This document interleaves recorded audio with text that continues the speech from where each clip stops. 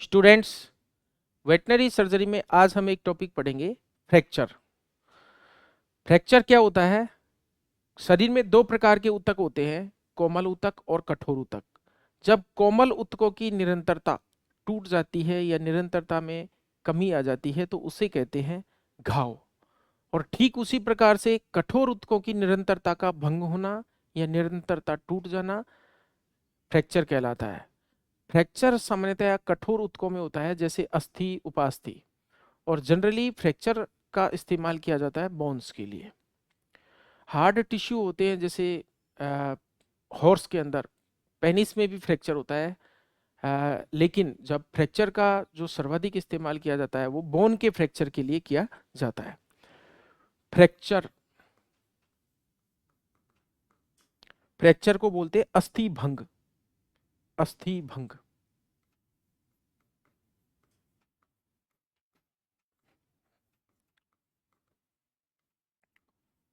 अस्थि भंग। अस्थि भंग का मतलब हड्डी का टूट जाना। तो परिभाषा लिखते हैं इसकी, क्या होता है फ्रैक्चर? कठोर ऊतकों कठोर ऊतकों की निरंतरता यानी कंटिन्यूटी, निरंतरता का टूट जाना। कठोर ऊतकों की निरंतरता का टूट जाना अथवा अस्थि का टूट जाना।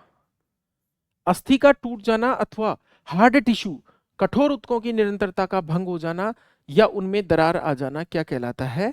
फ्रैक्चर कहलाता है। इसमें अस्थि में दरार आ जाना या इसकी कंटिन्यूटी, चूंकि जैसे ये बोन है, इस बोन के अंदर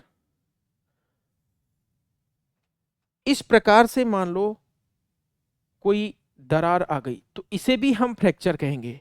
और विभिन्न प्रकार के फ्रैक्चर्स हैं, इनको हम वर्गीकृत करेंगे। तो तीसरी जो इसकी डेफिनेशन बनती है, अस्थि में दरार आ जाना। अस्थि में दरार, दरार का मतलब होता है क्रैक, आ जाना। तो ये सभी किसके अंदर आते हैं? फ्रैक्चर के अंदर आते हैं। कठोर ऊतकों की निरंतरता का भंग हो जाना या निरंतरता का टूट जाना, अस्थि का टूट जाना या अस्थि में दरार आ जाना क्या कहलाता है? फ्रैक्चर कहलाता है। अब फ्रैक्चर के कुछ विशेष लक्षण होते हैं, इंपॉर्टेंट सिम्टम्स होते हैं। जैसे सूजन के 5 लक्षण होते हैं, वैसे ही फ्रैक्चर के भी 5 लक्षण होते हैं।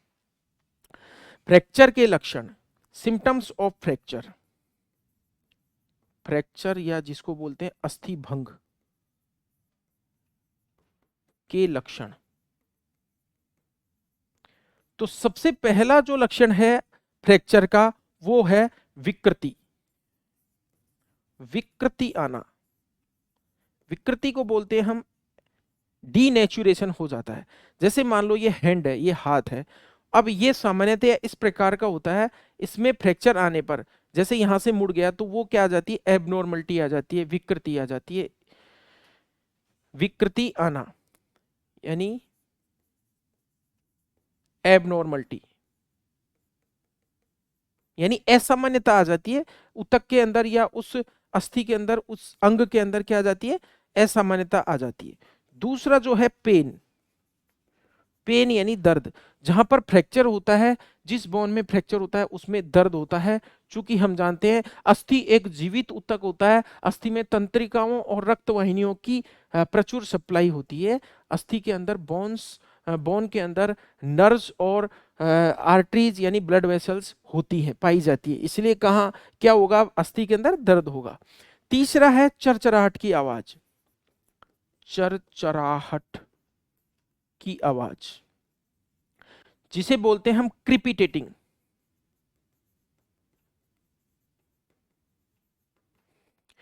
चरचराहट की आवाज यानी क्रिपिटेटिंग। जिस अंग के अंदर फ्रैक्चर होता है, जिस ऑर्गन के अंदर, कठोर ऊतक के अंदर फ्रैक्चर होता है, वहां पर अगर हम टटोलते हैं, उसको पैल्पेट करते हैं, तो वहां पर जब दोनों बोन्स इस प्रकार से टकराती हैं तो वहां पर एक मेटेलिक साउंड आती है, एक टकराने की सी आवाज आती है, या फिर हम उसे कह सकते हैं चरचराहट की आवाज आती है। इसके बाद चौथा जो लक्षण है, असामान्य गति। असामान्य गति। जब फ्रैक्चर होता है तो एक नया जोड़ उत्पन्न हो जाता है, नया जोड़ उत्पन्न हो जाता है। माना कि जानवर के पैर के अंदर या अग्रपाद में, पश्चपाद में कहीं भी फ्रैक्चर हो रहा है, तो जो सामान्यतः गति होती है, जैसे इस जॉइंट पर से गति हो रही है, इस जॉइंट पर से गति हो रही है, तो ये होती है सामान्य गतियां, ये होती है नॉर्मल जो मूवमेंट्स होती हैं बॉडी की। अब फ्रैक्चर में यहां से बीच में से गति होने लग जाएगी, यानी असामान्य गति हो गई, क्योंकि बीच में से हड्डी टूट गई, तो वहां से एबनॉर्मल मूवमेंट होगा, असामान्य गति।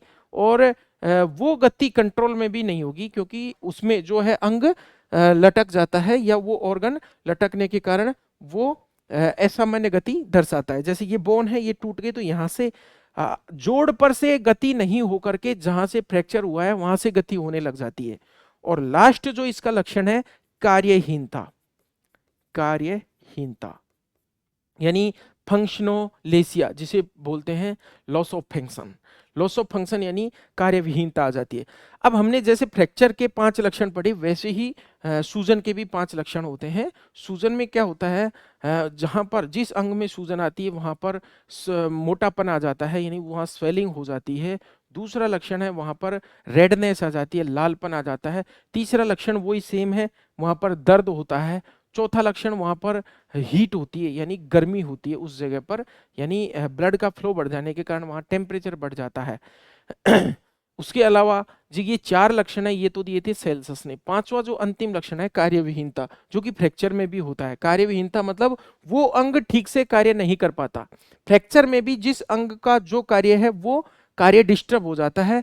मान लो पैरों का काम है मूवमेंट को बनाए रखना या खड़े रहना, तो जानवर प्रॉपर रूप से खड़ा नहीं हो पाएगा, तो इसको बोलते हैं हम फंक्शनोलेशिया या कार्यविहीनता। तो इन्हें कहते हैं फ्रैक्चर के 5 लक्षण।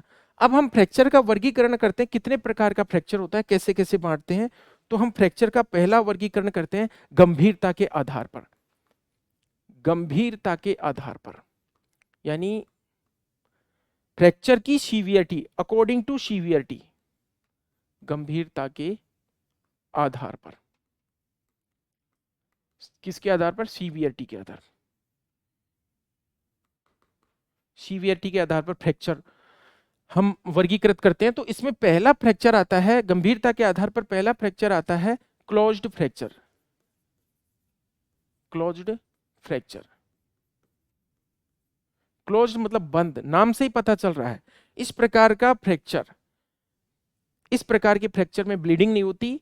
जैसे मान लो कहीं हिट लगने से, कहीं चोट लगने से हड्डी टूट गई, लेकिन बाहर से पता नहीं चल रहा कि यहाँ फ्रैक्चर हुआ है, यानी एक्सटर्नल टिश्यू को, यानी स्किन को कोई इंजरी नहीं हुई, त्वचा को कोई हानि नहीं हुई है, त्वचा कटी नहीं है, फटी नहीं है, सिर्फ अंदर हड्डी टूटी है, तो ऐसे फ्रैक्चर को क्या कहते हैं? क्लोज्ड फ्रैक्चर, यानी बंद फ्रैक्चर। सिर्फ और सिर्फ बाहरी ऊतक के बिल्कुल सेफ रहने पर और अंदर जो है हड्डी के टूटने पर इसे क्या कहते हैं? क्लोज्ड फ्रैक्चर कहते हैं। और इसमें जो हड्डी है बाहर ओपन नहीं होती, हड्डी का वातावरण से संपर्क नहीं आता, कोई ब्लड दिखाई नहीं देता। तो इस प्रकार के फ्रैक्चर में सिर्फ अस्थि टूटती है। इस प्रकार के फ्रैक्चर में केवल अस्थि टूटती है, केवल बोन टूटती है, केवल अस्थि टूटती है, केवल अंदर से हड्डी टूटी है, बाहर से कोई घाव, बाहर से त्वचा पर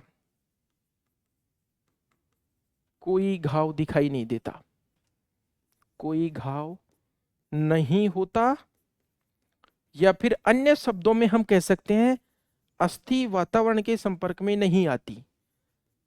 अस्थि वातावरण यानी एनवायरमेंट के संपर्क में नहीं आती, वातावरण के संपर्क में नहीं आती। तो ये क्या हुआ? पहला फ्रैक्चर हमने पहला प्रकार पढ़ा, क्लोज्ड फ्रैक्चर। अरे इसका जस्ट उल्टा है ओपन फ्रैक्चर। दूसरा जो इसका प्रकार है गंभीरता के आधार पर, ओपन फ्रैक्चर। और ओपन जैसा कि नाम से ही आपको पता चल रहा है, ओपन फ्रैक्चर, ओपन फ्रैक्चर का मतलब जहां पर स्किन टूट जाएगी, टिश्यू डैमेज हो जाएंगे बाहर के, और ब्लड भी दिखाई देगा, इसमें खून दिखाई नहीं देता, इसमें खून दिखाई देगा, घाव दिखाई देगा, हड्डी बाहर भी निकल सकती है, हड्डी वातावरण के संपर्क में आ जाएगी। तो इस प्रकार के फ्रैक्चर में, इस प्रकार के फ्रैक्चर में, इस प्रकार के फ्रैक्चर में अस्थि टूटने के साथ त्वचा पर घाव भी होता है।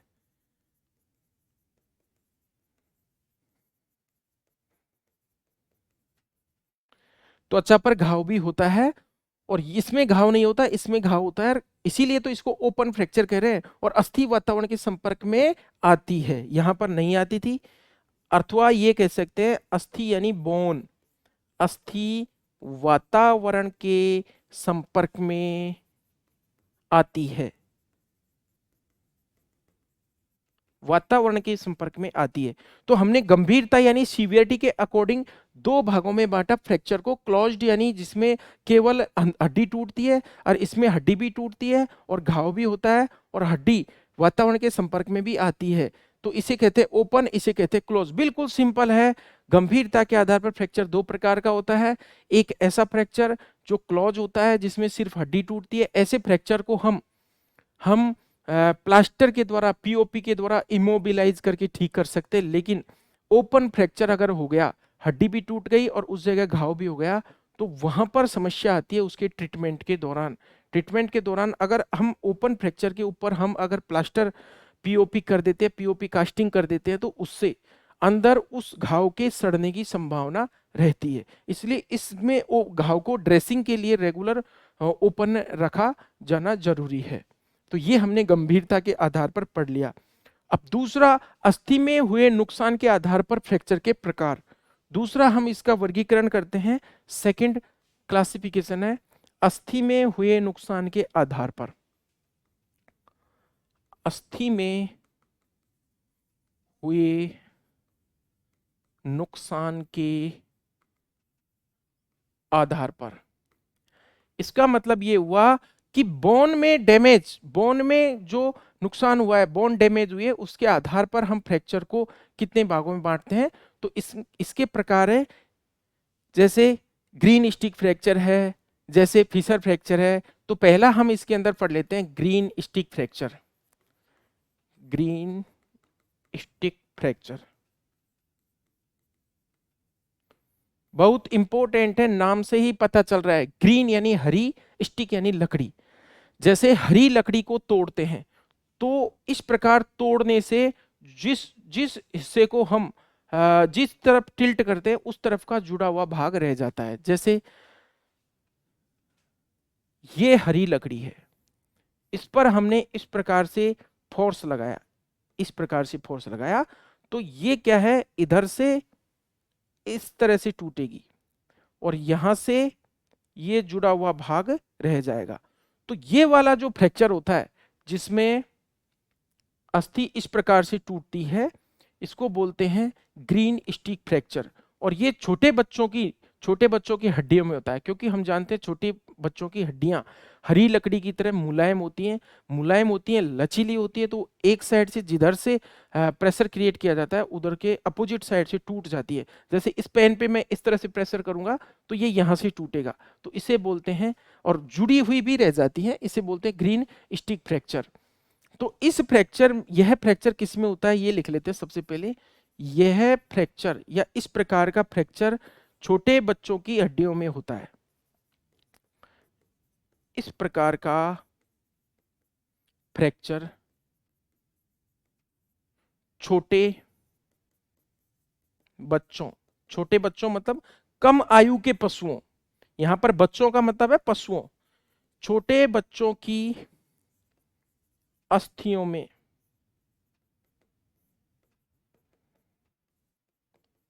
होता है। क्या विशेषता होती है? छोटे बच्चों की अस्थियां मुलायम व कोमल होती हैं। छोटे बच्चों की अस्थियां कैसी होती है? मुलायम कह दो या फिर इनको कोमल कह दो, और साथ में इनको लचीली भी कहना पड़ेगा, कोमल व लचीली, फ्लेक्सिबल,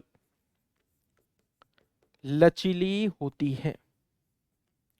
छोटे बच्चों की जो हड्डियां होती हैं वो लचीली होती है, इसलिए इस प्रकार का फ्रैक्चर होता है। जिधर से प्रेशर लगता है उधर से हड्डी क्या है टूट जाती है, उधर से तो अलग हो जाती है, लेकिन दूसरी साइड से हड्डी जुड़ी हुई रह जाती है। और हरी लकड़ी की तरह, यहां पर हम नोट डाल के लिख देते हैं, नोट। ग्रीन स्टिक फ्रैक्चर यानी इस प्रकार का फ्रैक्चर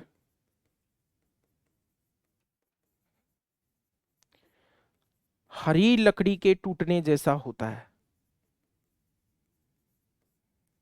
हरी लकड़ी के टूटने की तरह होता है। हरी लकड़ी के टूटने की, क्योंकि जब हम हरी लकड़ी को तोड़ते हैं तो पूर्णतया दो भाग नहीं बनते उस लकड़ी के, और हड्डी जो है एक साइड से इसमें जुड़ी हुई रह जाती है, तो इसको बोलते हैं ग्रीन स्टिक फ्रैक्चर। और इसमें एक तरफ से क्या आ जाती है, दरार। ये वाला भाग तो क्या है, दरार आ जाती है, ये वाले भाग में तो क्या आ जाती है, दरार। और इस वाले भाग में हड्डी क्या है, जुड़ी हुई रह जाती है। जिस प्रकार से हरी लकड़ी को तोड़ा जाता है उस प्रकार से कौन सा फ्रैक्चर होता है, ग्रीन स्टिक फ्रैक्चर होता है। अब हम पढ़ेंगे दूसरा फ्रैक्चर, अस्थि में नुकसान के आधार पर पढ़ रहे हैं। पहला फ्रैक्चर हमने पढ़ा ग्रीन स्टिक फ्रैक्चर, दूसरा पढ़ेंगे हम फिशर फ्रैक्चर। दूसरा फ्रैक्चर है फिशर फ्रैक्चर।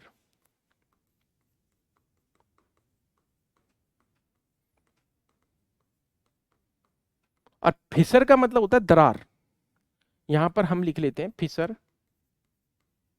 फिशर का मतलब होता है दरार। तो अस्थि में हुए नुकसान के आधार पर दूसरा जो फ्रैक्चर का प्रकार है फिशर फ्रैक्चर। फिशर का मतलब होता है दरार, फिशर फ्रैक्चर। और नाम से ही पता चल रहा है इसमें क्या होता है, अस्थि के अंदर दरार आ जाती है। जैसे ये बोन है, इस बोन के अंदर क्या आ जाएगी, दरार आ जाएगी, इसमें दरार आ जाएगी। तो ये क्या आ गई, दरार, या इसको बोल सकते हैं फिशर। तो इसीलिए इसको बोलेंगे हम फिशर फ्रैक्चर। तो इस प्रकार के फ्रैक्चर में क्या आ जाती है, दरार आ जाती है। इस प्रकार के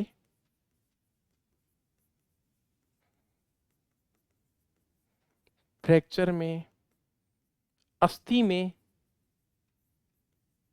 एक या एक से अधिक दरार आ जाती है, एक या एक से अधिक दरार आ जाती है। तो इसे हम बोलते हैं फिशर फ्रैक्चर।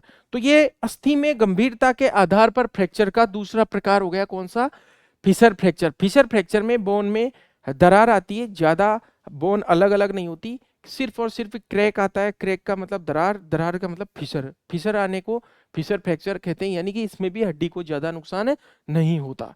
और इससे पहले हमने पढ़ा green stick fracture. Green stick fracture भी क्योंकि छोटे बच्चों की हड्डियों में होता है तो वो आसानी से जुड़ भी जाता है। अगला प्रकार हम पढ़ते हैं, तीसरा प्रकार, और इसे बोलते हैं डिप्रेशन फ्रैक्चर।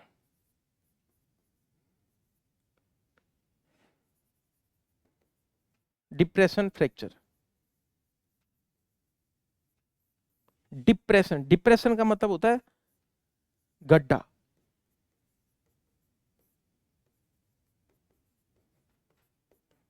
Depression fracture. और डिप्रेशन फ्रैक्चर क्या होता है, जब हड्डी का कोई भाग दब जाए या गड्ढा पड़ जाए किसी भाग में। जैसे मान लो कि ये बोन है, ये बोन है जानवर की, फ्रंटल बोन है। क्योंकि ये डिप्रेशन फ्रैक्चर हमेशा खोखली हड्डियों में होता है। जैसे फ्रंटल बोन है, फ्रंटल बोन पर जोर से चोट लगी और वो वहां पर, चूंकि फ्रंटल बोन के अंदर साइनस पाए जाते हैं, अंदर से खोखली होती है हड्डी, फ्रंटल है, ये मैग्जिला है, मैग्जिला हड्डी भी अंदर से खोखली होती है, इसमें भी साइनस पाए जाते हैं। तो ऐसी हड्डी जिनमें साइनस पाए जाते हैं, जो अंदर से खोखली होती हैं, उनमें जोर से चोट लगने पर वहां पर गड्ढा बन जाता है, उसको बोलते हैं, दब जाता है वो भाग, इसे बोलते हैं डिप्रेशन। डिप्रेशन का मतलब होता है दबना या गड्ढा हो जाना। तो डिप्रेशन फ्रैक्चर का मतलब अस्थि में अस्थि पर चोट लगने से, अस्थि पर चोट लगने से अस्थि में गड्ढा पड़ जाना, अस्थि में गड्ढा बन जाता है और वो भाग क्या है, दब जाता है।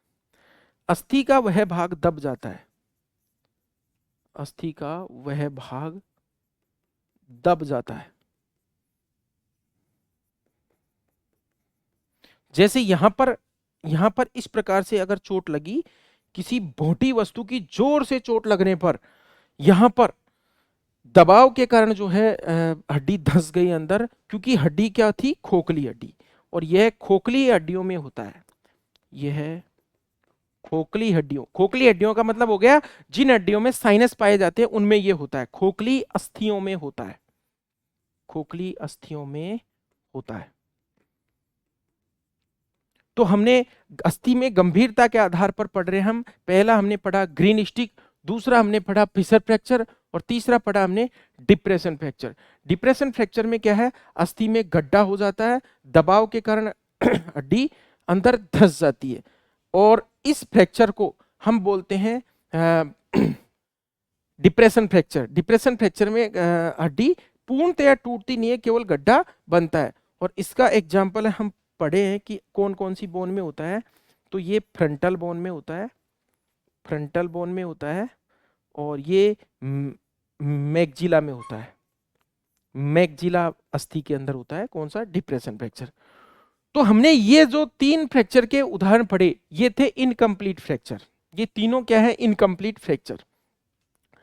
ये हमने ग्रीन स्टिक पढ़ा, तो ये भी किस प्रकार का फ्रैक्चर है, एक प्रकार का इनकम्प्लीट, इनकम्प्लीट, यानी इसमें भी हड्डी पूर्णतया अलग नहीं हुई। दूसरा हमने पढ़ा फिशर फ्रैक्चर, फिशर में भी केवल दरार आई है, तो ये भी किस प्रकार का है, इनकम्प्लीट, इनकम्प्लीट फ्रैक्चर है। और तीसरा हमने पढ़ा डिप्रेशन फ्रैक्चर, डिप्रेशन भी किस प्रकार का है, इनकम्प्लीट फ्रैक्चर है, ये भी अपूर्ण फ्रैक्चर है, इनकम्प्लीट। यहां तक हमने 3 प्रकार पढ़े फ्रैक्चर के, वो सभी इनकम्प्लीट फ्रैक्चर है। और अब हम पढ़ेंगे कंप्लीट फ्रैक्चर। कंप्लीट फ्रैक्चर का मतलब हड्डी पूर्णतया अलग हो जाती है, हड्डी में नया जोड़ उत्पन्न हो जाता है। जैसे यहां से ये जोड़ पर से इस प्रकार से हिल रही है, यहां पर से भी इस प्रकार से हिलने लग जाएगी जहां फ्रैक्चर होएगा वहां। तो कंप्लीट फ्रैक्चर हमें पढ़ना है। अगला भाग कंप्लीट फ्रैक्चर, कंप्लीट फ्रैक्चर यानी पूर्ण अस्थि भंज, पूर्ण अस्थि भंज या कंप्लीट फ्रैक्चर। कंप्लीट फ्रैक्चर में क्या है, नाम से ही पता चल रहा है कि हड्डी पूर्णतया अलग हो जाएगी टूट करके, इसे कंप्लीट फ्रैक्चर कहते हैं। इस फ्रैक्चर में अस्थि, इस प्रकार के फ्रैक्चर में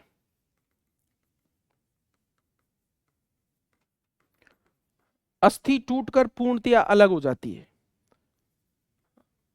अस्थि टूटकर पूर्णतया कंप्लीटली अलग हो जाती है, सेपरेट हो जाती है, पूर्णतया अलग हो जाती है। यानी ये जोड़वत, जैसे जॉइंट होता है, जॉइंट की तरह व्यवहार करने लग जाती है हड्डी। बिल्कुल अलग होने के बाद में कंप्लीट फ्रैक्चर में हड्डी पूर्णतया अलग होकर के जोड़ की तरह व्यवहार करती है। अब इस फ्रैक्चर को भी विभिन्न प्रकार में, विभिन्न भागों में बांटा है। जैसे पहला है ओब्लिक फ्रैक्चर। ओब्लिक का मतलब होता है तिरछा, ओब्लिक फ्रैक्चर। कंप्लीट फ्रैक्चर को बांटा है विभिन्न प्रकार से, जैसे ओब्लिक फ्रैक्चर है, ट्रांसवर्स फ्रैक्चर है। तो इसको हम पढ़ लेते हैं एक एक करके। पहला है ओब्लिक। ओब्लिक शब्द का मतलब होता है तिरछा, ओब्लिक का मतलब होता है तिरछा।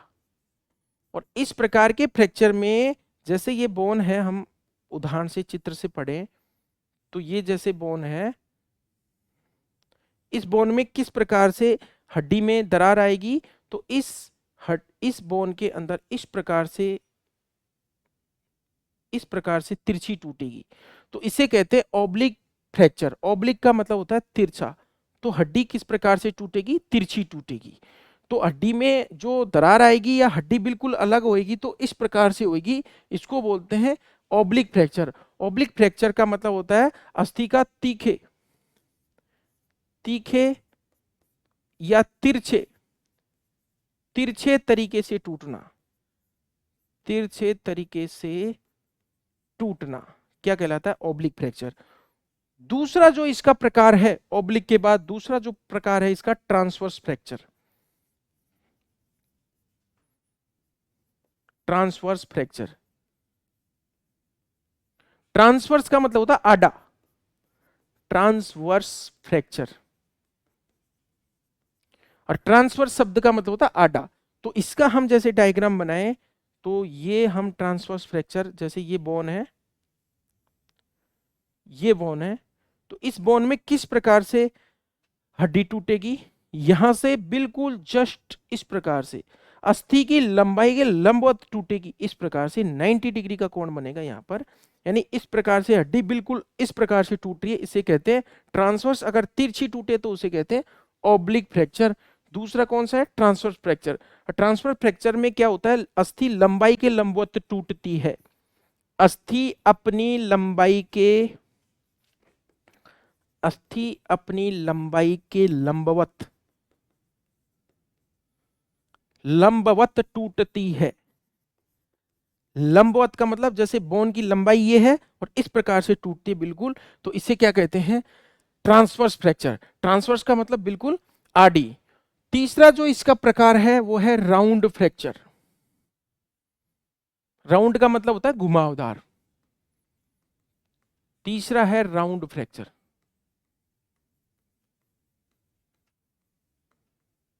राउंड का मतलब होता है घुमावदार, घुमावदार अस्थिबंज।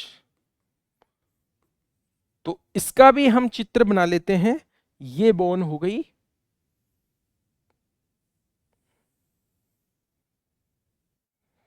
ये बोन है। तो इस बोन में किस प्रकार से फ्रैक्चर होएगा, इस बोन में जो हड्डी है उसकी जो फ्रैक्चर लाइन है इस प्रकार से घूमती हुई जाएगी, यानी कि हड्डी इस प्रकार से टूटेगी, घुमावदार तरीके से टूटेगी। जैसे कोई बोन को इस प्रकार से हम ट्विस्ट करें तो घुमावदार तरीके से टूटती है जब, तो उसको बोलते हैं राउंड फ्रैक्चर। राउंड का मतलब स्पाइरल भी होता है, यानी घुमावदार तरीके से टूटना। इसी को क्या कहते हैं, स्पाइरल। स्पाइरल, स्पाइरल का मतलब होता है सर्पिल, हिंदी में कहते हैं सर्पिल। और सर्पिल का मतलब हो गया इस प्रकार, यानी इस प्रकार से घुमाव देती हुई बोन टूटेगी, इस प्रकार से घूमती हुई हड्डी टूटेगी। तो राउंड फ्रैक्चर या जिसको हम स्पाइरल फ्रैक्चर बोलते हैं, इसमें अस्थि घुमावदार तरीके से टूटती है, अस्थि घुमावदार, घुमावदार या सर्पिल आकार में टूटती है, सर्पिलाकार। सर्पिलाकार यानी घुमावदार, स्प्रिंग की तरह ये इसमें टूटती है, सर्पिलाकार तरीके से टूटती है, सर्पिलाकार तरीके से टूटती है, जो मरोड़ी बल के कारण होता है। जो कैसे बल के कारण, मरोड़ी, मरोड़ी बल या जो घुमावदार बल होता है। जैसे हम कपड़े को घुमाते हैं, कपड़े में से पानी निकालते हैं इस प्रकार, तो इस प्रकार का कोई फोर्स अगर बोन के ऊपर लग जाए तो उसमें स्पाइरल तरीके से टूटती है। जो मरोड़ी बल, जिसको हम टॉर्क कहते हैं, बलाघूर्ण कहते हैं, टॉर्क के कारण टूटती है, जो मरोड़ी बल के कारण टूटती है। और इसमें जो फ्रैक्चर लाइन होती है, फ्रैक्चर लाइन कैसी होती है, सर्पिल होती है।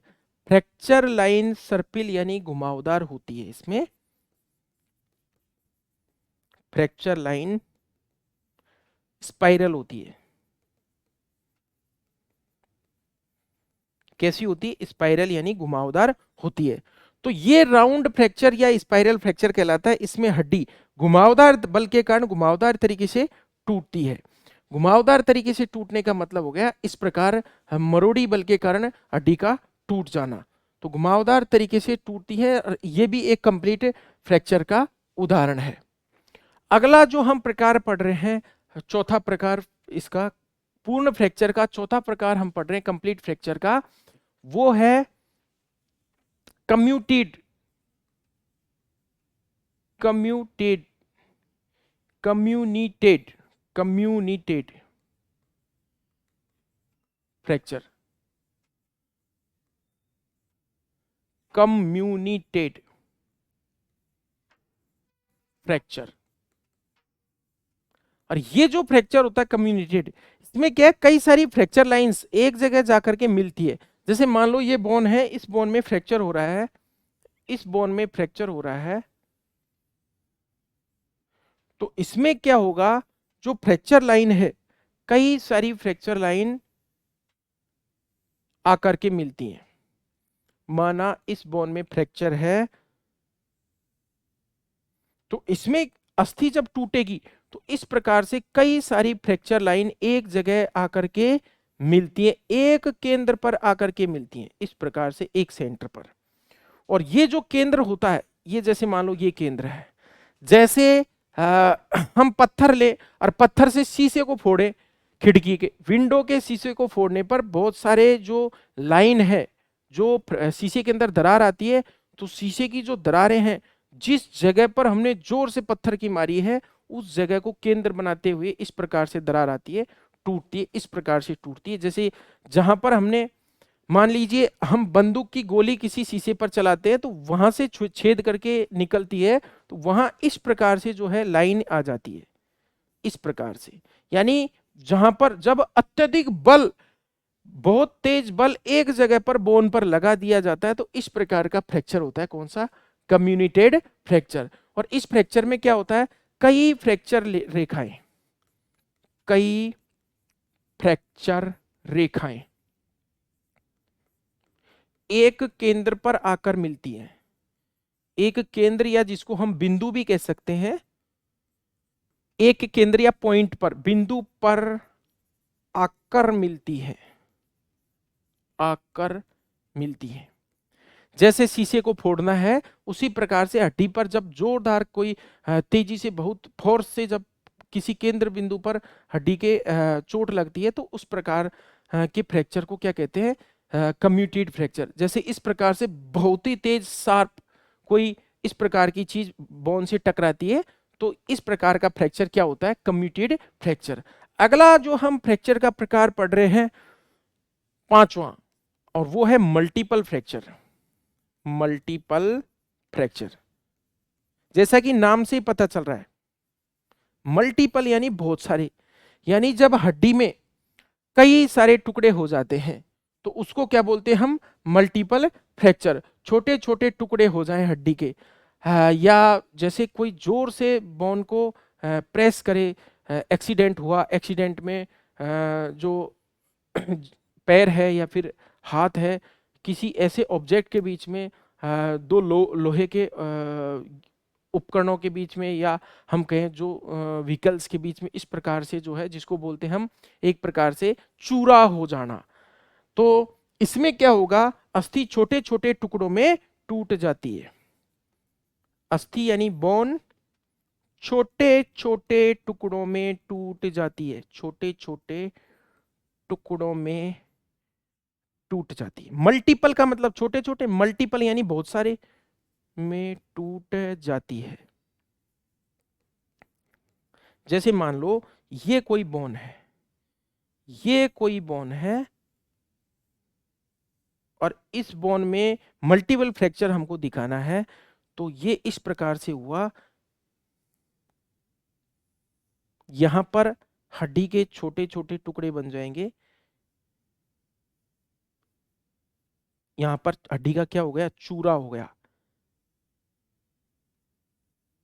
इस प्रकार से।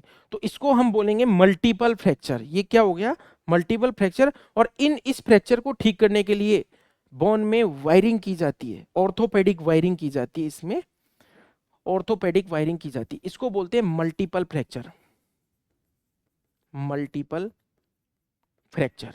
और मल्टीपल फ्रैक्चर क्या होता है, एक प्रकार का कंपाउंड फ्रैक्चर होता है जिसमें स्किन भी टूट जाती है और बहुत सारी ब्लीडिंग होती है और इसको ठीक होने में भी समय लगता है। तो मल्टीपल फ्रैक्चर का मतलब होता है हड्डी का छोटे छोटे टुकड़ों में टूट जाना मल्टीपल फ्रैक्चर कहलाता है। अगला जो फ्रैक्चर हम पढ़ेंगे, छठा प्रकार हम पढ़ेंगे फ्रैक्चर का, और वो है एवल्जन फ्रैक्चर।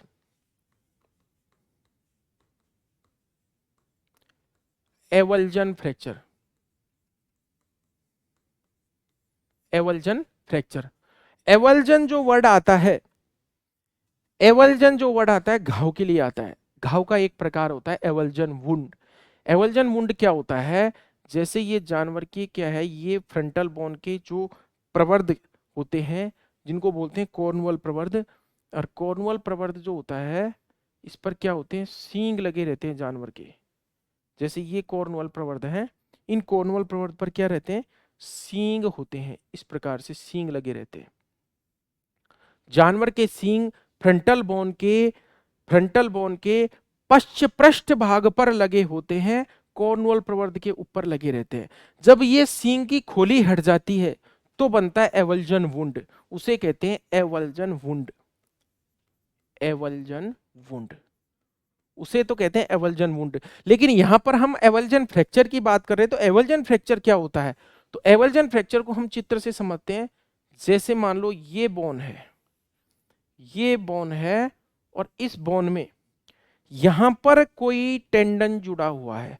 चूंकि हम जानते हैं टेंडन मजबूत होता है, टेंडन मजबूत होता है, श्वेत संयोजी ऊतक का बना हुआ होता है, और टेंडन हड्डी को, बोन को मसल से जोड़ता है। तो ये है पेशी, ये है मसल, और मसल को बोन से जोड़ कौन रहा है, टेंडन, और ये है हड्डी। जब इस टेंडन पर जोरदार, मान लो आपने लाठी से मार दी इस पर जोर से, यहां इस पेशी पर, और ये टेंडन, चूंकि टेंडन मजबूत होता है, ये बात मैंने पहले बताई आपको, टेंडन मजबूत होता है, मजबूत होता है तो टेंडन भी नहीं टूटता, मसल भी नहीं टूटती। यहां से ये टेंडन क्या करता है, इस हड्डी की टोपी को ऐसे उखाड़ करके साथ में ले आता है। जैसे यहां पर सींग की खोली उतरती है, वैसे ही इस हड्डी की जो कैप है, ऊपर जो परत है, इसको परत को ये साथ में ले आता है। तो दूसरा हम डायग्राम देखते हैं। ये देखिए, वापस से हमने ये हड्डी बनाई, इस प्रकार से ये हड्डी थी, ये बोन इस प्रकार से थी, और यहां पर इस वाले हिस्से से जब ये जुड़ा हुआ था, कौन, ये टेंडन, तो ये वाला हिस्सा इस प्रकार से इसके साथ चला गया, टोपी की तरह उतर करके, और ये आपका हो गया टेंडन, और ये हो गई मसल, ये हो गई मसल, ये मसल हो गई। तो हड्डी का कोई भाग अगर टोपी की तरह उतर करके चला जाए तो ऐसे फ्रैक्चर को कहते हैं एवल्जन फ्रैक्चर। Avulsion fracture. तो इसमें लिख लेते हैं एक बात कि अस्थि का कोई भाग, अस्थि का कोई भाग टोपी की तरह उतरकर, कैप की तरह, टोपी की तरह उतरकर चोट के कारण अस्थि से अलग हो जाए,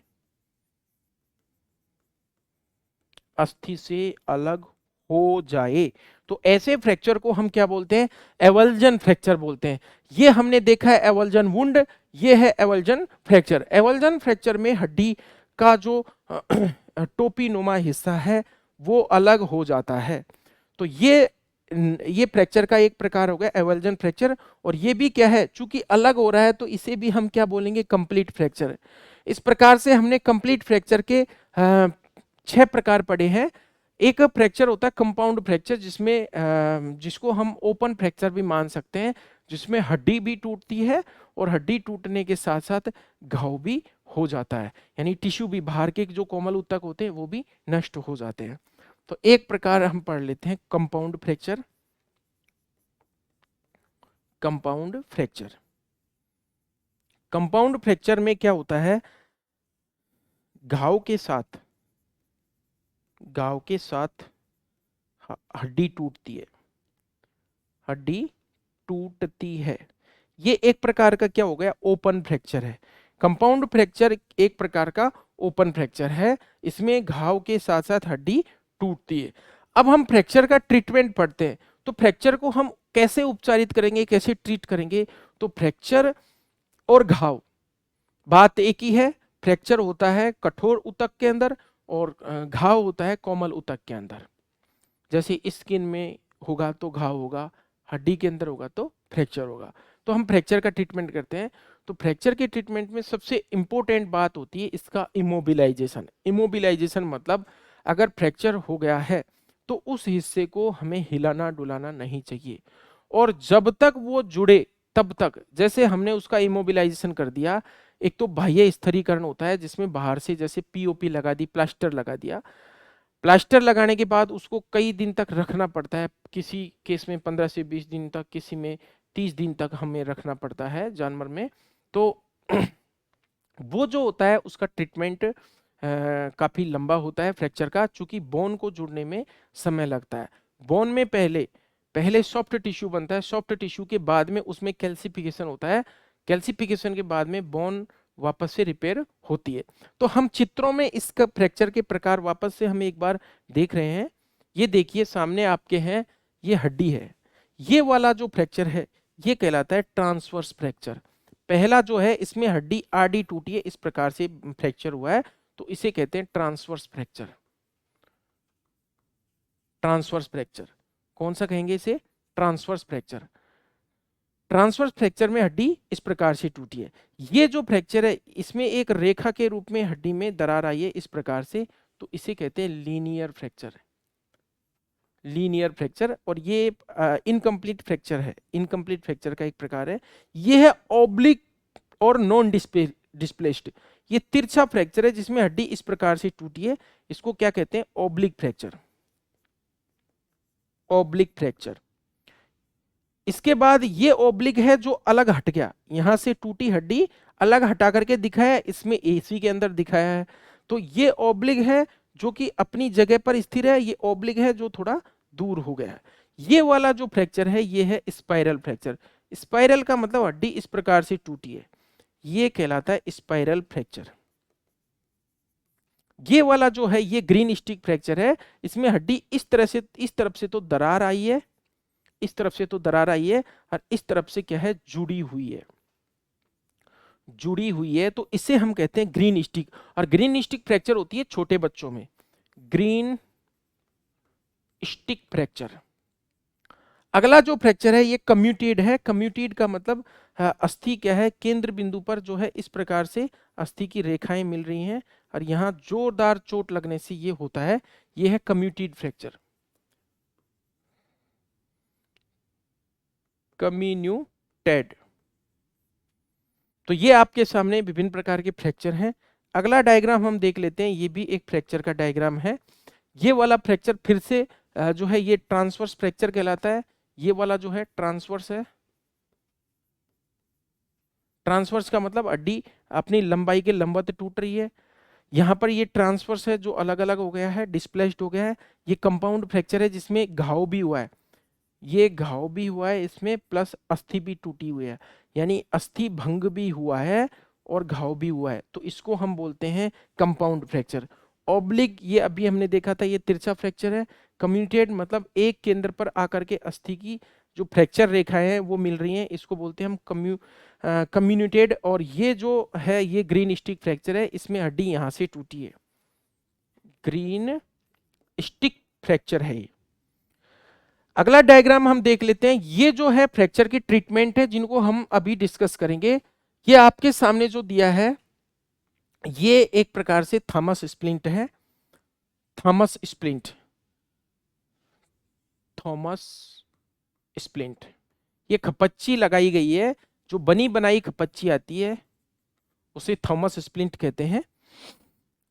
तो इनको हम डिटेल में पढ़ने से पहले एक बार हम फ्रैक्चर का उपचार पढ़ लेते हैं जिससे अच्छा समझ में आएगा। Treatment of fracture. फ्रैक्चर का उपचार कैसे हम ट्रीट करेंगे? तो फ्रैक्चर के उपचार का सबसे पहला जो स्टेप होता है ट्रैक्शन। इसमें क्या किया जाता है, अस्थि को खींच करना और खींच करके और जहां पर से फ्रैक्चर हो रहा है उस जगह पर उसको वापस से उसको वहां पर जो है सीध में लेना, ये कहलाता है ट्रैक्शन। तो फ्रैक्चर में दो प्रकार से स्थिरीकरण किया जाता है, इमोबिलाइजेशन किया जाता है, एक तो बाहरी स्थिरीकरण और एक आंतरिक स्थिरीकरण। तो पहला हम पढ़ेंगे बाहरी स्थिरीकरण। बाहरी स्थिरीकरण जिसको बोलते हैं एक्सटर्नल इमोबिलाइजेशन। एक्सटर्नल इमोबिलाइजेशन ये क्या होता है, यानी हड्डी को बाहर से कैसे हम हिलने डुलने से रोकेंगे, क्योंकि जो फ्रैक्चर का प्रॉपर ट्रीटमेंट ये होता है कि उसको हिलने डुलने से रोकना है। जो हड्डियां हैं, हड्डी के टूटे हुए हिस्से हैं, जैसे मान लो ये बोन है, इस बोन में फ्रैक्चर हुआ है, तो इसमें फ्रैक्चर हुआ है इस प्रकार से, यहां से मान लो फ्रैक्चर हो गया, तो इस हड्डी के जो टूटे हुए भाग हैं इस प्रकार से, इस हड्डी के जो टूटे हुए भाग हैं उसको हम दूर जाने से रोकेंगे। सबसे पहले इन्हें सीध में लेकर के और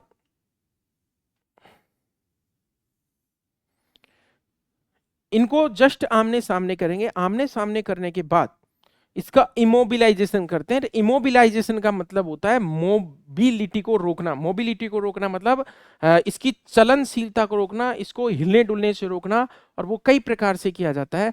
पहला वाला हम पढ़ रहे हैं बाहरी स्थिरीकरण, दूसरा हम पढ़ेंगे आंतरिक स्थिरीकरण। तो बाह्य स्थिरीकरण सबसे सरल होता है। इसमें क्या किया जाता है, या तो खपच्ची बांध दी जाती है और या फिर पीओपी की कास्टिंग कर दी जाती है, प्लास्टर ऑफ पेरिस। पीओपी जो प्लास्टर ऑफ पेरिस होता है उसका सूत्र ये होता है 2CaSO4.H2O। तो ये कैल्शियम सल्फेट होता है। जब इसमें पानी डाला जाता है तो पानी डालने पर ये बहुत ही जल्दी ये क्या हो जाता है, ठोस हो जाता है, और इतना ठोस हो जाता है कि ये उस फ्रैक्चर वाले पार्ट को बिल्कुल इमोबिलाइज रख सकता है, बिल्कुल मूवमेंट होने से रोक सकता है। तो इसमें हम पहला पढ़ रहे हैं बाह्य स्थिरीकरण, और इसमें पहला जो प्रकार है खपच्ची बांधकर। खपच्ची बांधकर बांधकर तो खपच्ची क्या होती है, खपच्ची को बोलते हैं स्प्लिंट, बाई स्प्लिंट। स्प्लिंट खपच्ची क्या होती है, जैसे इस फ्रैक्चर में हमको खपच्ची बांधनी है, तो खपच्ची बांस की जो है पतली और सीधी सीधी सी जो है लकड़ियां होती हैं, जिनके ऊपर कॉटन लपेटकर, कॉटन को उस कॉटन से उसको कवर करके और इसको सपोर्ट करके इस प्रकार से और जोर से बाइंडिंग कर देते हैं। जैसे यहाँ पर इसमें हम खपच्ची लगा करके आपको दिखा रहे हैं। ये जैसे एक बांस का टुकड़ा इस प्रकार से सीधा ले लिया, एक ये यहाँ लगा दिया, एक ये यहाँ लगा दिया, और इसको फिर हम जोर से इस प्रकार से बांध देते हैं रस्सी से, जो इस प्रकार से बांध दिया जाता है। तो ये क्या हो गया, खपच्ची लगाना। तो ये पहला मेथड हो गया खपच्ची यानी स्प्लिंट मेथड। खपच्ची बांध करके हम इसको सामान्यतः जो खपच्ची होती है या तो मेटल की होती है या फिर लकड़ी की होती है जो सीधी होती है। दूसरी जो खपच्ची आजकल आती है थॉमस स्प्लिंट। थॉमस स्प्लिंट आपको इस चित्र में दिखाई देगी। ये जो है थॉमस स्प्लिंट है। ये कौन सी स्प्लिंट है, थॉमस थॉमस स्प्लिंट। चूंकि हम जानते हैं कि जानवर के जो बाहरी भाग जो इस प्रकार से निकले हुए भाग होते हैं शरीर से, जैसे यहाँ से कार्पल जॉइंट से नीचे वाला भाग है, ये तो फ्रैक्चर में आसानी से नी जॉइंट से नीचे वाला भाग तो आसानी से ठीक हो जाता है। लेकिन ये वाला जो जैसे स्कैपुला वाला शोल्डर जॉइंट होता है, ये क्या है, शरीर के अंदर घुसा हुआ होता है। तो इसको इमोबाइल करने के लिए इस प्रकार से ये स्प्लिंट लगाई जाती है, और ये बनी बनाई आती है, ये धातु की बनी हुई होती है। इसको क्या कहते हैं, इसको कहते हैं थॉमस स्प्लिंट। तो दूसरी जो खपच्ची है, खपच्ची का प्रकार है दूसरा, वो है थॉमस स्प्लिंट। Thomas splint. और ये किसकी बनी हुई होती है, ये लोहे अथवा एल्यूमिनियम की बनी होती है। लोहे अथवा एल्यूमिनियम की बनी होती है। लोहे अथवा एल्यूमिनियम की बनी हुई होती है। कौन सी? Thomas splint. जो सामान्य खपच्ची होती है ये बंबू या बांस की बनी हुई होती है, बांस की लकड़ी की बनी हुई होती है, बांस की लकड़ी। और इसका हम एनिमल्स में ज्यादा उपयोग करते हैं। तो पहला खपच्ची जो है ये बांस की खपच्ची, बांस की लकड़ी की बनी हुई होती है। दूसरी जो खपच्ची है ये थॉमस स्प्लिंट है, ये एल्यूमिनियम अथवा लोहे की बनी हुई होती है। अब हम दूसरा जो प्रकार इसका पढ़ेंगे, खपच्ची बांधने के बाद हम मान लो खपच्ची से ठीक नहीं हो रहा, या फिर हम ये कह सकते हैं कि खपच्ची को हम सामान्यतः जब लगाते हैं जब ओपन वुंड हो, क्योंकि ओपन वुंड की रेगुलर ड्रेसिंग होनी चाहिए। दूसरा जो मेथड है एक्सटर्नल इमोबिलाइजेशन का या एक्सटर्नल फिक्सेशन का, जो दूसरा मेथड है वो है पीओपी लगाना, या जिसको बोलते हैं पीओपी कास्टिंग, पीओपी कास्टिंग, यानी प्लास्टर ऑफ पेरिस द्वारा स्थिरीकरण, plaster of Paris, plaster of Paris द्वारा स्थिरीकरण। और कैसे किया जाता है इसके द्वारा स्थिरीकरण? जैसे इस चित्र में हम देख रहे हैं, यहां पर ये पीओपी कास्टिंग है, पीओपी या प्लास्टर ऑफ पेरिस के द्वारा ये क्या किया गया है? स्थिरीकरण किया गया है, पीओपी कास्टिंग। और पीओपी के द्वारा क्या किया गया है? Immobilisation, immobilisation. प्लास्टर से सब परिचित हैं, सब परिचित होंगे, क्योंकि ये जीवन में कभी न कभी देखा होगा, जब हड्डी टूटती है तो बाहर उस अंग पर प्लास्टर लगा लिया जाता है। और ये विधि जो है सर्वाधिक उपयोग में ली जाने वाली विधि है, चाहे वो मनुष्य हो चाहे वो जानवर हो, सबसे ज्यादा पीओपी के द्वारा स्थिरीकरण या इमोबिलाइजेशन करते हैं। प्लास्टर या पीओपी कास्टिंग इमोबिलाइजेशन या स्थिरीकरण की सर्वाधिक उपयोगी विधि है, स्थिरीकरण की सर्वाधिक प्रचलित विधि है, सर्वाधिक प्रचलित विधि है। जो पीओपी कास्टिंग है या पीओपी लगाना, प्लास्टर ऑफ पेरिस लगाना जो है, ये सबसे ज्यादा काम में लिया जाता है फ्रैक्चर के स्थिरीकरण में। अब हम पढ़ते हैं, ये तो हो गया दो प्रकार से हमने बाह्य स्थिरीकरण पढ़ा, एक तो खपच्ची लगा करके और दूसरा जो है एक तो खपच्ची बांध करके, दूसरा पीओपी लगा करके। और ये जो है आपके सामने ये थॉमस स्प्लिंट है, और ये भी क्या है? थॉमस स्प्लिंट है, ये भी थॉमस स्प्लिंट है।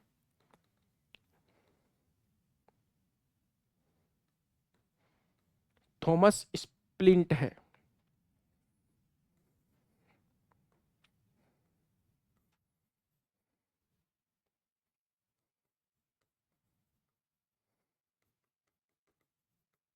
थॉमस स्प्लिंट यहाँ पर गोट में लगाई गई है, और यहाँ पर जो थॉमस स्प्लिंट लगाई गई है ये काफ में लगाई गई है।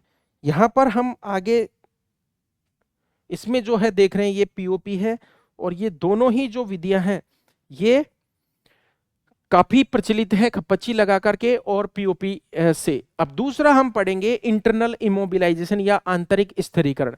दूसरा जो फ्रैक्चर को ठीक करने की विधि है वो है आंतरिक स्थिरीकरण।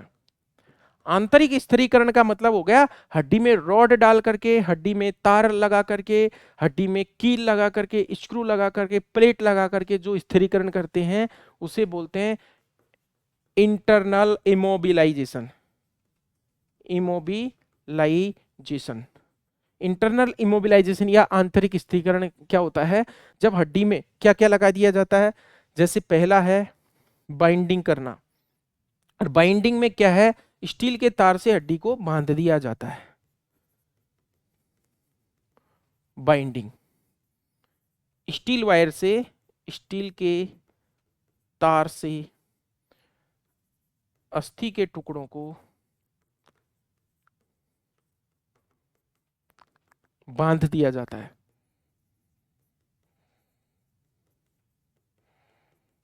जैसे माना ये बोन के टुकड़े हैं, ये फ्रैक्चर के द्वारा उत्पन्न हुए टुकड़े हैं, तो इन टुकड़ों को किस प्रकार से जोड़ा जाएगा?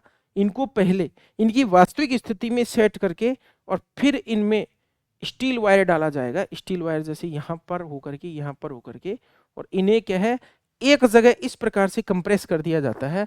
तो ये होती है बाइंडिंग। पहला जो प्रकार है स्टील के तार से हड्डी के टुकड़ों को बांध दिया जाता है। दूसरी विधि है बोन प्लेट मेथड। दूसरी विधि है बोन प्लेट। और बोन प्लेट में क्या किया जाता है, जैसे ये हड्डी है, ये हड्डी है, ये जब यहां पर फ्रैक्चर हो गया इस हड्डी में, जैसे मान लो ये यहां पर फ्रैक्चर हो गया इसका, तो इस हड्डी में इस प्रकार से प्लेट लगा दी जाती है, यहां पर प्लेट लगा दी जाती है और प्लेट लगा करके उसको स्क्रू से इस प्रकार से फिक्स कर दिया जाता है। जैसे आपको मैं चित्र में दिखा रहा हूं, ये जो है ये विधि है बोन प्लेट। बोन प्लेट इस प्रकार से इसमें स्क्रू होते हैं और इसको हड्डी के ऊपर लगा करके इस प्रकार से फिक्स कर दिया जाता है। तो ये विधि क्या है, बोन प्लेट मेथड। इसमें हड्डी को इस प्लेट के द्वारा स्क्रू लगा करके फिक्स कर दिया जाता है। तो दूसरी जो विधि होगी बोन प्लेट मेथड। तीसरी विधि है bone screw method. Bone screw, bone screw तो नाम से ही पता चल रहा है, जैसे मान लो ये हड्डी है, ये हड्डी है, इस हड्डी के अंदर फ्रैक्चर हुआ है, तो इसमें जो फ्रैक्चर वाला भाग है, जो फ्रैक्चर वाला भाग है उसको किस प्रकार से एक जगह किया जाता है। जैसे मान लो ये फ्रैक्चर वाला भाग है, ये फ्रैक्चर वाला भाग है, तो यहां पर स्क्रू लगा दिए जाते हैं इस प्रकार से, इस प्रकार से स्क्रू लगा दिए जाते हैं, इस प्रकार से स्क्रू लगा दिए जाते हैं। तो इसको बोलते हैं बोन स्क्रू मेथड या बोन स्क्रू से इंटरनल इमोबिलाइजेशन। और अगला जो स्थिरीकरण, आंतरिक स्थिरीकरण का अगला प्रकार है चौथा, अगला जो प्रकार है उसको बोलते हैं intramedullary pinning. Intramedullary pinning, intramedullary pinning क्या होती है, जैसे माना कि ये बोन है, ये बोन है, ये बोन है और इस बोन में फ्रैक्चर हुआ कहां से, यहां से, तो हम इसमें फ्रैक्चर कर देते, ये फ्रैक्चर कर दिया हमने और यहां ये बना दी हमने वापस से वही बोन, ये बना दी हमने वापस से बोन, ये यहां पर फ्रैक्चर हुआ है इस प्रकार से। अब इसमें क्या किया जाता है, जो बड़ी हड्डियां होती है उनमें मेडुलरी कैविटी होती है, ये हमें पढ़ा है, हमने एनाटॉमी के अंदर पढ़ा था कि बड़ी हड्डियों में, लार्ज बोन्स में, लॉन्ग बोन्स में अंदर खोखली जगह होती है जिसको मज्जा गुहा या मेडुलरी कैविटी कहते हैं। मेडुलरी कैविटी के अंदर मज्जा, अस्थि मज्जा भरा हुआ होता है, बोन मेरो भरा हुआ होता है। तो ऐसी हड्डियों में क्या किया जाता है, लंबी रॉड लेकर के इस प्रकार से ड्रिल मशीन से छेद करके, जो मशीन आती है एक स्क्रू डालने की या प्लेट रॉड डालने की, तो इससे इस प्रकार से लंबी रॉड इस प्रकार से डाल करके और इसको इमोबिलाइज कर दिया जाता है। इसको बोलते हैं रॉड डालना। जो लंबी हड्डियों में रॉड डलती है वो यही है इंट्रामेडुलरी पिनिंग। तो इसमें क्या होता है, लंबी अस्थियों, लंबी अस्थियों के फ्रैक्चर, के फ्रैक्चर जिनमें मज्जा गुहा होती है, जिनमें मज्जा गुहा, जिसको बोलते हैं मेडुलरी कैविटी, मेडुलरी कैविटी, मज्जा गुहा होती है, मेडुलरी कैविटी होती है, उनका जो है इमोबिलाइजेशन यानी इंटरनल इमोबिलाइजेशन, ये क्या है, रॉड, रॉड या जिसको बोलते हैं हम पिन, इंट्रामेडुलरी पिनिंग। तो पिनिंग इस प्रकार से की जाती है हड्डी की, तो इसको बोलते हैं इंट्रामेडुलरी पिनिंग। अगला प्रकार है ट्रांसफिक्सेशन। पांचवा जो आंतरिक स्थिरीकरण का पांचवा प्रकार है ट्रांसफिक्सेशन। ट्रांसफिक्सेशन, और ट्रांसफिक्सेशन किस प्रकार से किया जाता है, ट्रांसफिक्सेशन। देखिए अगला जो चित्र मैं आपको दिखाऊंगा, ये वाला जो चित्र है, ये चित्र है, इसमें ट्रांसफिक्सेशन किया जा रहा है। यहां पर जो हड्डी है इस प्रकार से, ये जैसे बोन है, इसमें क्रॉस करके, बोन को क्रॉस करके इस प्रकार से रॉड डाली हुई है, ये इस काफ के हाइंड लिम्ब में लेफ्ट हाइंड लिम्ब का फ्रैक्चर है, और ये फ्रैक्चर जो है इस बोन के अंदर, फीमर के अंदर, और इसको क्या किया गया है, ट्रांसफिक्सेशन किया गया है। इस प्रकार से स्क्रू डाल करके इसमें छोटी छोटे रॉड डाल करके इसको ट्रांसफिक्सेशन किया गया है। तो इसको मैं आपको यहाँ पर चित्र बना करके और समझाता हूँ कैसे किया जाता है ट्रांसफिक्सेशन। तो ट्रांसफिक्सेशन का चित्र हम यहाँ बना लेते हैं। ट्रांसफिक्सेशन जैसे ये बोन है, इस बोन के अंदर फ्रैक्चर हो गया यहाँ पर। अब इसमें हमने ट्रांसफिक्सेशन किस प्रकार से किया,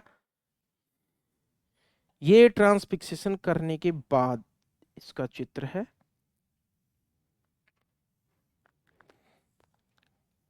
यहां पर इसके इस प्रकार से सपोर्ट में प्लेट लगा करके और इस प्रकार से इसमें रॉड डाली जाती है। इस प्रकार से जो है क्रॉस में, इस प्रकार से क्रॉस में रॉड डाली जाती है। तो इसको बोलते हैं हम ट्रांसफिक्सेशन। ट्रांस का मतलब अपोजिट डायरेक्शन से बोन को क्रॉस करते हुए यहां से इस प्रकार से स्टील की बारीक बारीक रॉड डलती है, पतली पतली रॉड डलती है, जिसको क्या बोलते हैं, ट्रांसफिक्सेशन। तो ट्रांसफिक्सेशन भी क्या है, एक सर्जरी के द्वारा होने वाली प्रोसेस है। ये भी एक इंटरनल इमोबिलाइजेशन का तरीका है। अगला हम पढ़ेंगे ऑर्थोपेडिक वायरिंग। ऑर्थोपेडिक वायरिंग, और जैसे कि नाम से पता चल रहा है, स्टील का जो तार होता है एसएस स्टील होता है, स्टेनलेस स्टील, बहुत ही उच्च क्वालिटी का स्टील और उच्च क्वालिटी की रॉड्स जो है बोन के अंदर इस्तेमाल की जाती है, क्योंकि अंदर जो रहती है इनमें ना जंग लगनी चाहिए, ना किसी प्रकार की जो है टिश्यू से रिएक्शन होनी चाहिए। तो इनको बिल्कुल इनर्ट बना करके काफ़ी अच्छी क्वालिटी की स्टील को काम में लिया जाता है। तो यहाँ पर जो तार से अस्थि को बांधा जाता है, तार से अस्थियों को बांधा जाता है, ऑर्थोपेडिक वायरिंग, तार से अस्थियों को बांधा जाता है। और अगला एक प्रकार है इंटरनल इमोबिलाइजेशन का, जो हम पढ़ रहे हैं वो है interdental wiring. Interdental wiring, interdental wiring, interdental wiring. और ये किस में की जाती है, ये की जाती है ज्यादातर ऊंट में ही की जाती है। ये ऊंट में क्या किया जाता है, जब ऊंट के, हम जानते हैं कि ऊंट के निचले जबड़े की जो हड्डी होती है वो यहाँ से बिल्कुल कमजोर होती है, वीक होती है, और उसमें मैंडिबल फ्रैक्चर सबसे ज्यादा होता है ऊंट के अंदर। ऊंट के निचले जबड़े की जो हड्डी होती है मैंडिबल, इस प्रकार से मैंडिबल हड्डी यहाँ से वीक होती है, यहाँ से वीक होती है, यहाँ से कमजोर होती है, और ये टूट जाती है, यहाँ से फ्रैक्चर हो जाता है। निचले जबड़े की हड्डी में जब ऊंट रट की अवस्था में होता है या मिट्टी के अंदर, या जब उस कंडीशन में होता है, तो दो ऊंटों में लड़ाई होने पर भी ये जबड़ा यहाँ से टूट जाता है, जिसको बोलते हैं मैंडिबल फ्रैक्चर। और मैंडिबल फ्रैक्चर किस में होता है, सबसे ज्यादा मैंडिबल फ्रैक्चर ये सबसे ज्यादा किस में होता है, ऊंट में होता है। और ऊंट में इसको जोड़ने के लिए क्या की जाती है, इंटरडेंटल वायरिंग की जाती है। तो अगर आगे वाले दांतों को कॉपर वायर से इस प्रकार से बांधा जाता है कि मैंडिबल हड्डी को फिक्स कर दिया जाता है, और ऊंट को काफी दिन तक चारा आहार नहीं दिया जाता है। तो इस प्रकार से ये फ्रैक्चर इस प्रकार से ठीक होता है। यहाँ पर इस प्रकार से दांतों के बीच में होकर के इसको इंटरडेंटल वायरिंग के द्वारा बांध दिया जाता है, इंटरडेंटल वायरिंग। और ये किस में की जाती है, कैमल के अंदर की जाती है। और कौन सी फ्रैक्चर में की जाती है, मैंडिबल फ्रैक्चर में की जाती है। और ये कौन से वायर के द्वारा की जाती है, कॉपर वायर, यानी तांबे के तार, तांबे के तार के द्वारा ये की जाती है, तांबे के तार के द्वारा ये की जाती है इंटरडेंटल वायरिंग, जिसको हम बोल रहे हैं। ये जो वायर होता है ये होता है कॉपर वायर। तो इंटरडेंटल वायरिंग किस में की जाती है, ये कैमल में की जाती है। ऊंट के मैंडिबल फ्रैक्चर को सही करने में ये ट्रीटमेंट किया जाता है। ये भी एक प्रकार का इंटरनल इमोबिलाइजेशन है। तो हमने इस क्लास में फ्रैक्चर पढ़ा, फ्रैक्चर के टाइप्स पढ़े और फ्रैक्चर का ट्रीटमेंट पढ़ा। फ्रैक्चर के ट्रीटमेंट दो तरह से कर सकते हैं, एक्सटर्नल इमोबिलाइजेशन यानी बाह्य स्थिरीकरण और आंतरिक स्थिरीकरण। बाह्य स्थिरीकरण पर उस अंग पर जो फ्रैक्चर से जो पीड़ित जो अंग है उसको बाहर से हम हिलने डुलने से रोकते हैं, जैसे खपच्ची बांध करके, थॉमस स्प्लिंट लगा करके। इंटरडेंटल वायरिंग का हम चित्र एक देख लेते हैं यहाँ पर। ये जो यहाँ पर जो सामने है आपके, ये इस प्रकार से कैमल के निचले जबड़े में ये वायर डला हुआ है, ये वायर है और ये इंटरडेंटल वायरिंग का चित्र है। ऊंट में इंटरडेंटल वायरिंग, यहाँ पर जो ये चित्र है ये मेडुलरी पिनिंग का है। हड्डी के अंदर इस प्रकार से रॉड डाल दी जाती है, इसको इंट्रामेडुलरी पिनिंग बोलते हैं। इसको क्या बोलते हैं? Intra medullary pinning. क्योंकि लंबी हड्डियों के अंदर बीच में मेडुलरी कैविटी होती है जिसमें इस प्रकार से रॉड डाल दी जाती है। तो हमने फ्रैक्चर के विभिन्न प्रकार पढ़े। अब इसमें मैं इंपॉर्टेंट आपको बता देता हूँ। फ्रैक्चर में इंपॉर्टेंट है green stick fracture. Green stick fracture किस में होता है? छोटे बच्चों की हड्डियों में होता है ग्रीन स्टिक फ्रैक्चर। कम्युनिटेड फ्रैक्चर जो होता है उसमें फ्रैक्चर एक बिंदु पर फ्रैक्चर रेखाएं आकर के मिलती हैं। फ्रैक्चर के जो ट्रीटमेंट के टाइप्स पढ़े हमने वो भी इंपॉर्टेंट है। धन्यवाद।